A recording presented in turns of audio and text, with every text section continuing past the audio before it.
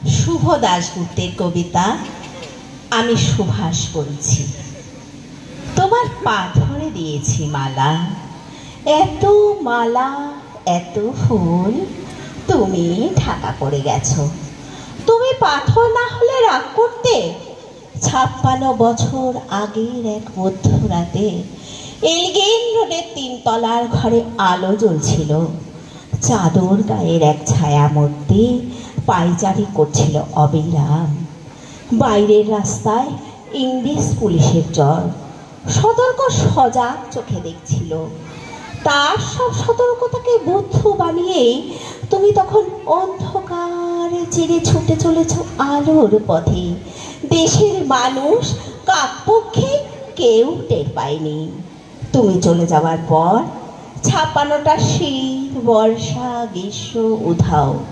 তুমিও সেই থেকে প্রত্যেক জানুয়ারিতে পৃথিবীর এপাড়া ওপাড়ার সব মাটিতে তোমার অনশ্বর পায়ের ছাপ, সব রাইফেলে তোমার বুকের বারুদ, সব কুচকাওয়াজে তোমার স্বপ্নের ছন্দ পরশ পাথরের মতো স্বাধীনতাকে খুঁজেছে তোমার অন্তরে লুকিয়ে থাকা খেপা। তোমার গন্তব্য ছিল স্বাধীনতা, তোমার পথ ছিল স্বাধীনতা, তোমার স্বপ্ন ছিল স্বাধীনতা, তোমার প্রেম ছিল স্বাধীনতা। তুমি রক্ত চেয়েছিলে স্বাধীনতার জন্য, তাই তুমি পাথর। যারা স্বাধীনতার আড়ালে চেয়েছিল গদি, চেয়েছিল সিংহাসন, ইংরেজের ছিঁড়ে যাওয়া লুঠের রাজ্যপাট, তারা রইল সুখে। ভারতবর্ষের টাকায় তাদের সুখ, তোমার নয়।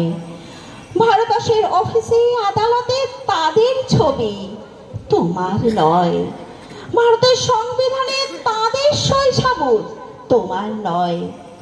ইংরেজ গরিব মানুষদের পায়ের নিচে রাখত, আমরা বড়লোকদের মাথায় করে রেখেছি।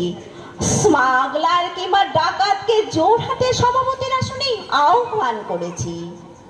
ইংরেজ এদেশের ধন সম্পত্তি লুট করত, আমরা দেশটাকে বেচে দিচ্ছি। ইংরেজ দিয়েছে চাবুক, লাঠি, গুলি, আমরা দিয়েছি মাস্তান, মাফিয়া, নেতার বলি।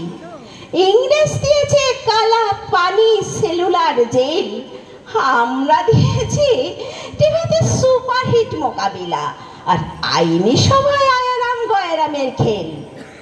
56 বছর আগের এক মধ্যরাতে পরাধীন এই ভারত ছেড়ে তুমি চলে গিয়েছিলে স্বাধীন এক স্বদেশে ফিরে আসার স্বপ্ন নিয়ে।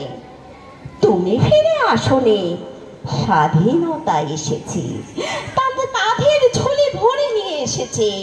ভোট নামক রাষ্ট্রীয় যোগ্য, গণতন্ত্র নামক চিরায়ত মাসুল নেয়, প্রগতি নামক লোক ঠেকানো স্ট্যাটিস্টিক্স, সংহতি নামক বিস্ফোরণের চুরমার, আর ঐতিহ্য নামক মন্দির মসজিদের ঝগড়া, আর সমুদ্র হিমাচল ভাসিয়ে দেওয়া ভাষণ, ভাষণ আর ভাষণ। 56 বছর ধরে তুমি পাথর হয়ে আছো।